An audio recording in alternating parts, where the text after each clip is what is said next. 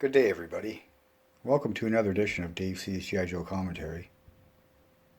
In this episode, I'm going to focus on IDW's 280, which is Larry Hama's most recent G.I. Joe comic. And it's an Untold Tales comic about the Baroness. And there it is there. But when you open this thing up, it talks about how it's a direct continuation of this book here, which is a classic Marvel G.I. Joe, A Real American Hero book, number 34, which was released in April of 1985, pretty much the glory days of G.I. Joe. And I really love this issue.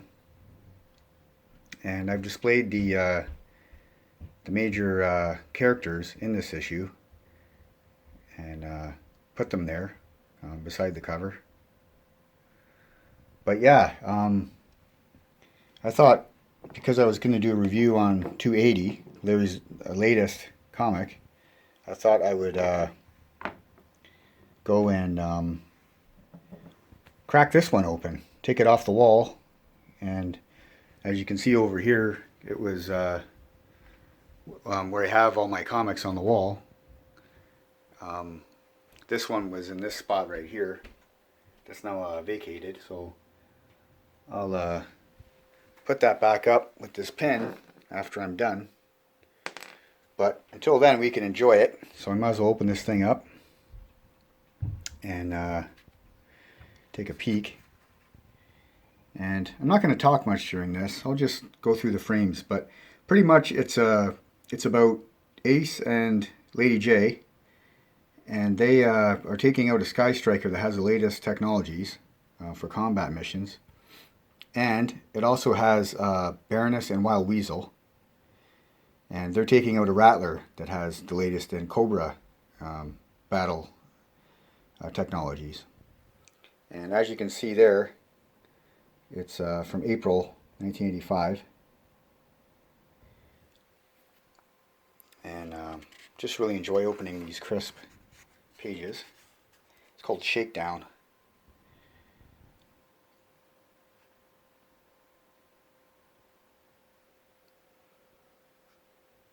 And Rod Wiggum does the pencils for this one. He's one of my favorite all-time Marvel artists.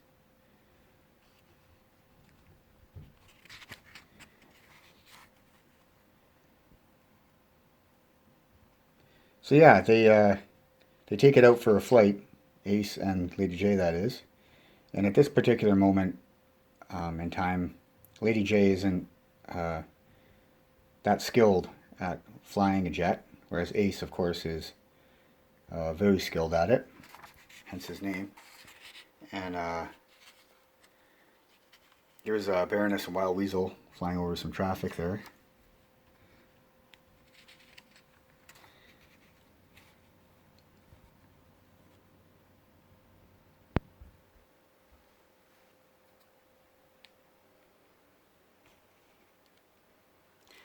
But yeah, anyway, it ends up where they have quite a strategic battle using all the different new types of equipment. And at one point, Ace gets shot up pretty good, the front of his cockpit, and so does Wild Weasel's, as you can see there. I like this part here because he says that the cockpit of a Rattler is encased in a titanium steel armored bathtub, so that's why he's still okay after that, because he receives quite a burst there from a Vulcan cannon from the Sky Striker.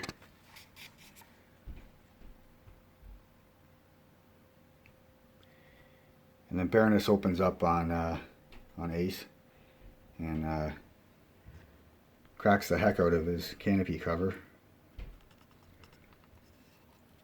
And then Lady J has to take over as pilot. But she says there that she's not too skilled in it. But yeah, there's a lot of maneuvers in this comic. If you like aviation, military aviation, you'd really like this issue.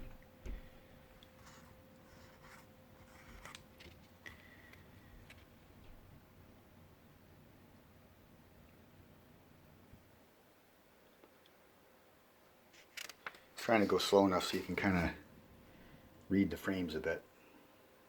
You can always pause it, of course, if you're into that. Or if you just want a quick go through of it. That's kind of what I'm doing here. Both of their canopies there are pretty screwed with bullet shots.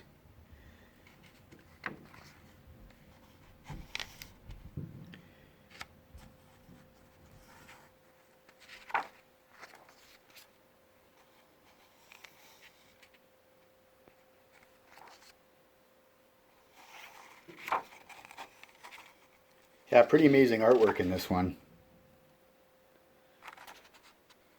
I remember reading this one a few times after school, and I recall even bringing it to school and showing my friends when I first got it.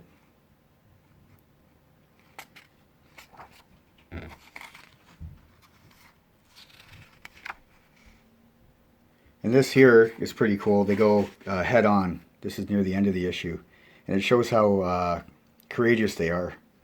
And there's an awesome little segue here that shows how much respect they have for each other after that. That they battle each other right to the end, and no matter what, they couldn't kill each other, and that they both survived. And you can see here, this is an important frame. Wild Weasel, he salutes Ace, and they fly by each other. I really like that panel. It shows the, well, kind of like enforcers in hockey. They beat the crap out of each other, but then they'll go for a beer after. And, well, at least the 1980s, 90s type enforcers. But anyway, that's a different thing to talk about, but it's a similar kind of thing. And Baroness kind of doesn't understand why he did that, and he didn't pursue Ace any longer. And then Lady J is saying the same thing to Ace. How come we didn't pursue the Cobras any longer? But they both know why, and so do I. And so does Larry, and that's why he's an awesome writer, and he captured that perfectly at the end of this issue. So this is an excellent lead-up issue to what we're about to hop into now, which is this one. And I'll show you what I mean by that's a lead-up issue, is because it says, if you read this little thing here, it says, the events of this issue take place immediately after the events of G.I. Joe, A Real American Hero, number 34, which is this one right here that we just flipped through. So this is an awesome thing. And I just really like how he had a segue like that. So anyway, yeah, this one, it takes place where they're flying back and they're having the same conversation. She's like, you know, why didn't you finish him off or whatever? And then I'll just go through the panels on this one too. I've already read this one, of course, and it's really, really good. But I don't want to talk over it. It's kind of like a really good movie. You don't want to talk over it. But it ends up, well, they land it, and that's pretty cool. And they almost don't make it out of there. You're going to see here in a second. They're on fire, and they're pretty much toast. You can see Baroness is kind of realizing that now. But then these Televipers come to the rescue, which I find interesting because if this is supposed to be a direct correlation to 34, G.I. Joe Marvel 34, there were no Technovipers yet because they weren't released until 2 years later. But then I thought, well, whatever, Dave. Like maybe they had them, but they just weren't in a toy form yet or in the comic yet. It doesn't mean that they didn't have them. They're kind of like Cobra's firefighters, right? Or Cobra's specially trained guys for situations like this. So anyway, they crack open the pit and they save Baroness. and then it blows up in classic movie style. And yeah, there's Wild Weasel all banged up. And then Destro says to Baroness, you know, it's nice that you survived, but now you got to go on another mission. So she flies, or she gets ready to fly this Night Raven, which is another thing that maybe shouldn't be in a continuation, because that didn't come out till 1986. But again, I mean, I don't know. They might have had a few of them already, some prototypes. So you don't want to jump all over that. It's just it's an awesome issue, and to be a real nerd and nitpick over that, that's really stupid in my opinion. So I think this is an excellent issue. And I like this part here because it shows how ruthless Major Blood is. They've got a prisoner here, and Baroness comes walking in, and she's asking a few questions about it. And then Major Blood shows how ruthless he is, and he actually kills the guy in front of everybody. And this shows again how these books were always a little more real than the cartoons, and something I actually liked as a kid too, because it made it more real. And yeah, it goes on to this plot where it turns out that Baroness and Major Blood are involved in going after somebody who has information, and that's what's going on here. And this could be a movie itself. Like anything pretty much that Larry writes, I think could be just a real kick-ass movie. And because he writes it so well, it almost is like a movie. Like how this car is driving around the streets, and you know, Major Blood is engaged, and Baroness is on a motorcycle now, and yeah, just full of action, and just always keeps you on the edge of your seat. Even to this day, still putting out just really, really awesome stuff.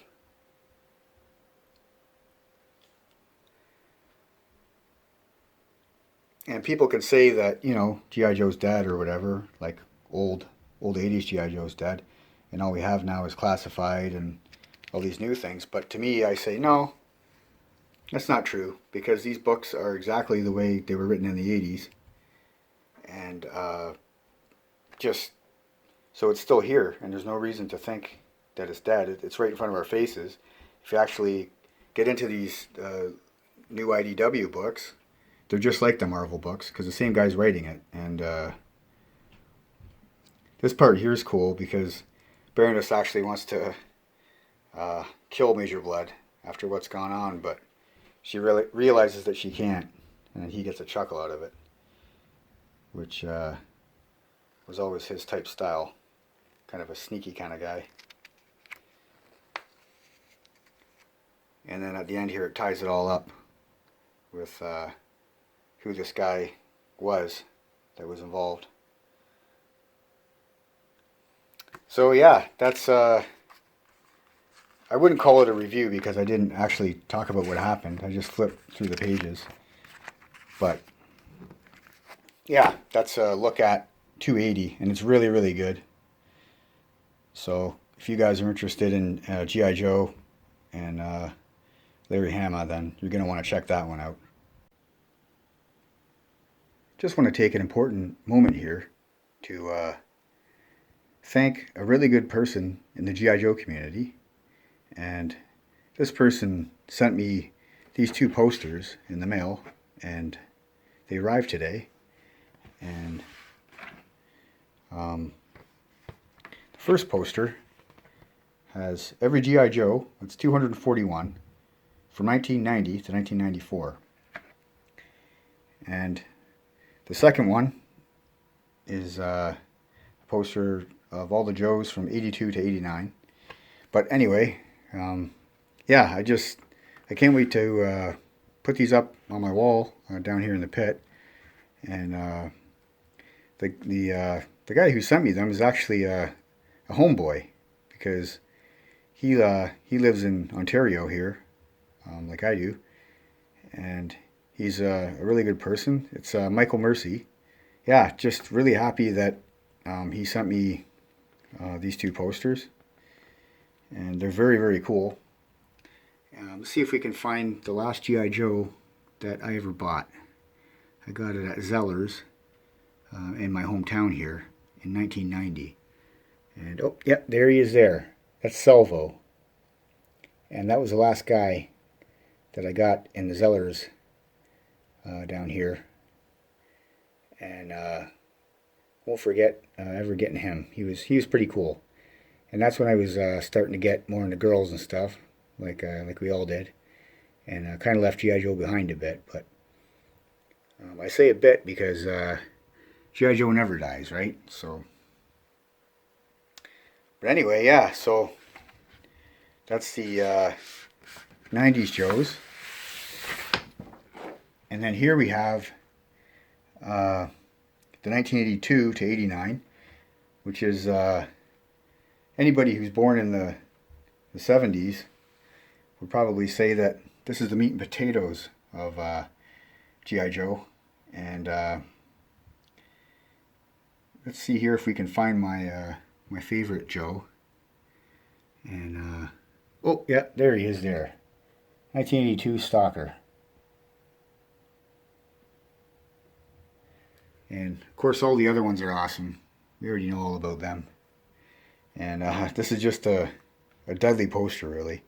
Really looking forward to putting it up on the wall down here in the pit. And yeah, so thanks a lot, Mike. I really enjoy it. And yeah, just really happy to have you as a friend. And just great to know that there's other great people out there who care about other people. Okay, thanks a lot, man. Here are three really cool dudes. Original 1984 cool dudes. Dreadnocks, Ripper, Buzzer, and Torch. And they're the three original baddies under Zartan's leadership. And here you can see they're working on a 2009 Challenger, Hemi orange color, with the Hemi inside, of course. This Ripper looks like he's putting cold air intake on it. Maybe it'll give it a little bit more horsepower. Anyway, I wanted to show you this because I actually have to go outside and do something to my 2009 Challenger. And sometimes when I work on it, I bring these dudes out there with me.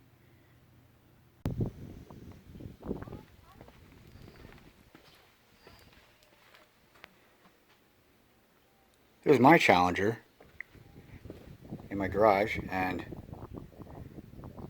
it looks pretty much the same as the one that those three badasses were working on. And wait a minute here, looking up, oh, a little bit closer, I see they're already out here, those guys. There's Torch, there's Ripper, and there's Buzzer. And looks like they want to do some work on mine. So, okay guys, I guess just because you asked.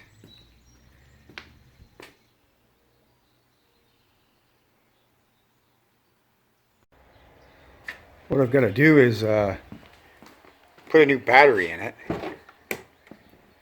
So just hit this button here. Pops the trunk.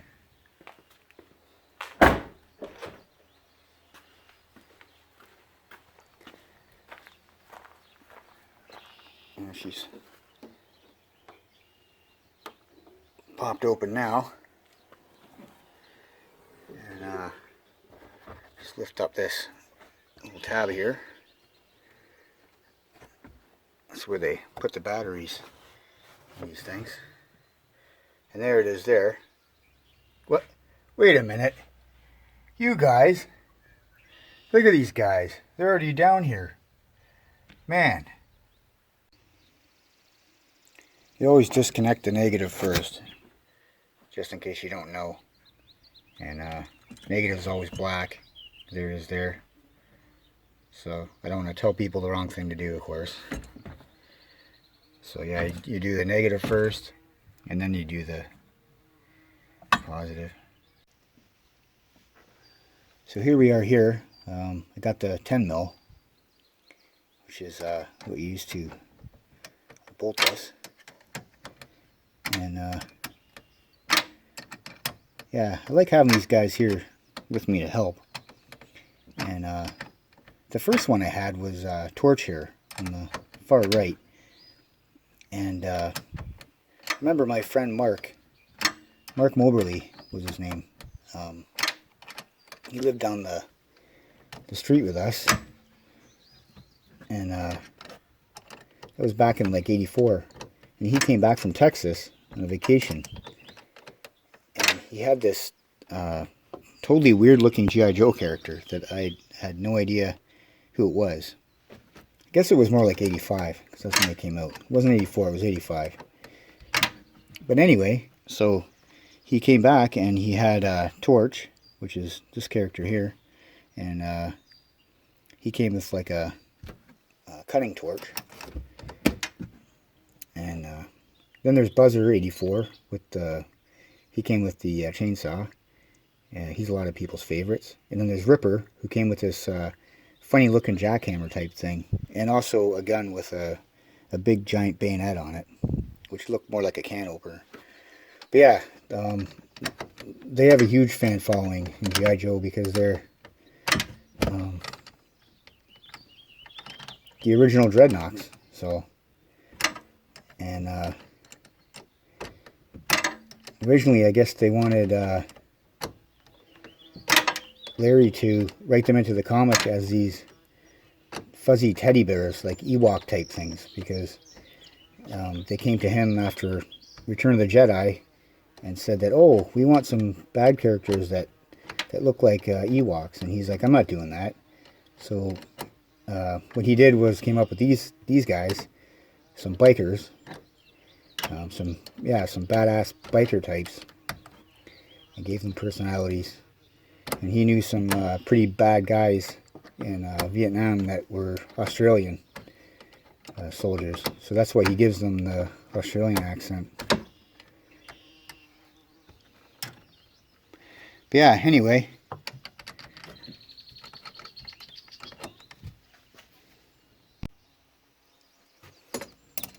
So I got this off. I got the negative off too.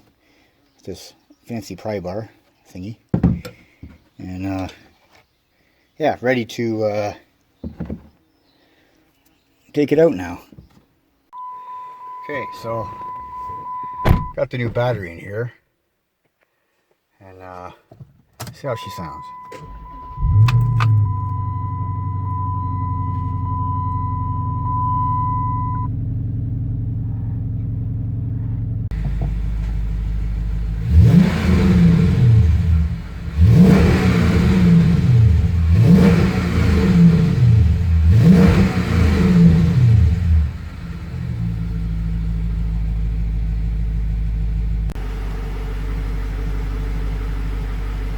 Yeah, sounds pretty good.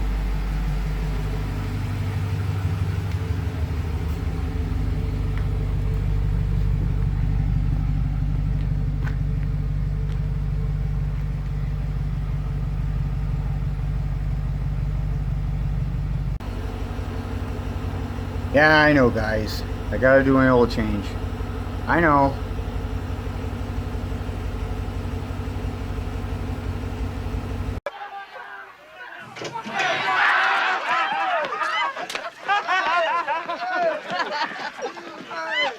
Thanks a lot, dudes. I hope you find your bike, man.